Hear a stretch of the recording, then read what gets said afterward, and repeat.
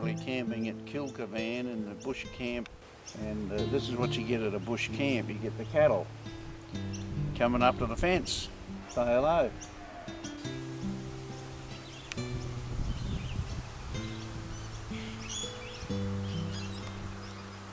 We're in a bush camp, and even the people here seem to have a peace about them. The cattle certainly do. I think the further we get away from our own importance, the more peace we have. It's a beautiful morning here. We had a chilly night, but a beautiful morning. And you know, my father owns the cattle on 1,000 hills. And he's my heavenly Father, and he can be yours too if you know him.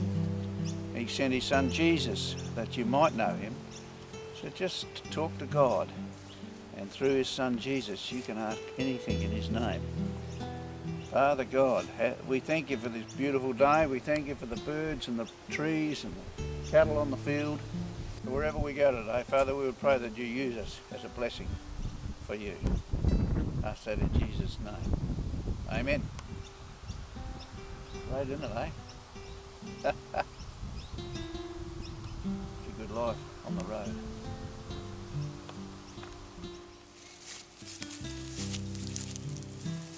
No?